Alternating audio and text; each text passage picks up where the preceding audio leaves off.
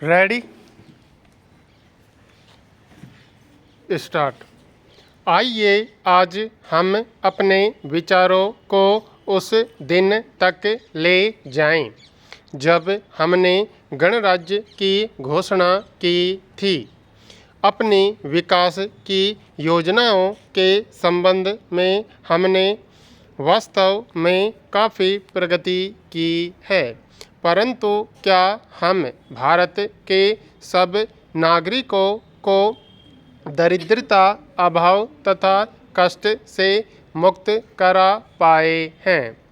प्रकृति की शक्तियों को अपने अधीन करने और जनता के कल्याण के लिए उन्हें नियंत्रण में लाने की दिशा में भी हम आगे बढ़े हैं, किंतु हम यह नहीं भूल सकते कि कुछ महीने ही हुए हमें भारत के उत्तर पूर्वी प्रदेशों में भयानक बाढ़ का सामना करना पड़ा था, जिसके कारण यातायात के साधन छिन्न भिन्न हो गए और वहाँ की जनता को भारी हानि उठानी पड़ी।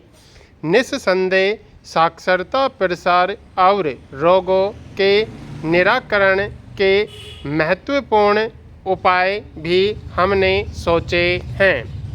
यद्यपि अभी भी देश के बहुत से भागों में निरक्षरता और बीमारी पर्याप्त मात्रा में दिखाई देती है, जन कल्याण की योजनाओं को हम बराबर आगे बढ़ाते रहेंगे।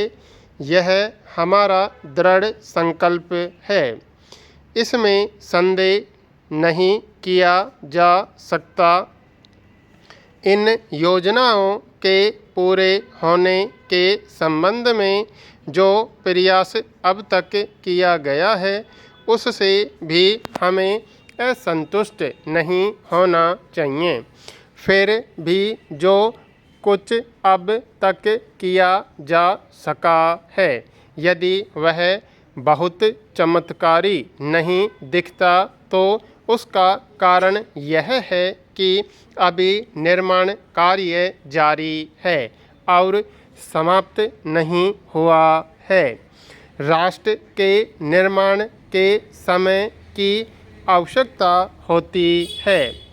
आज हमारा गणराज्य दिवस है और भारत जैसे प्राचीन राष्ट्र के इतिहास में 5-7 वर्ष की अवधि एक स्वल्पकाल है।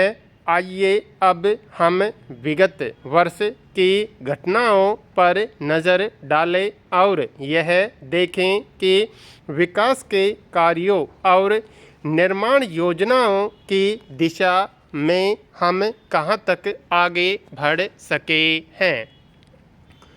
यदि मुझसे यह कहा जाए कि बीते वर्ष की घटनाओं का वर्णन मैं एक वाक्य में करूं, तो मैं कहना चाहूँगा कि संविधान में दिए गए निर्देशों के अनुसार हमने समस्त राष्ट्र के साधनों को ऐसे ढंग से जुटाना आरंभ कर दिया है, जिससे यह स्पष्ट हो जाता है कि भारत में कल्याणकारी राज्य की स्थापना का श्री गणेश हो चुका है।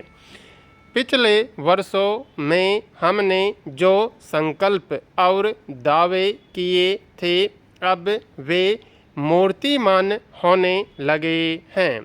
इसलिए अब यह समझना कठिन नहीं है कि राष्ट्र किधर जा रहा है और आगामी 10 या 15 वर्षों में हम किस स्थिति में होंगे। महान नदी घाटी योजनाओं पर कार्य बराबर जारी है। इनमें से एक योजना भाखड़ा नांगल योजना से बहुमूल्य पानी और बिजली पंजाब, पैप्सू तथा राजस्थान के भागों को मिलने भी लग गई है।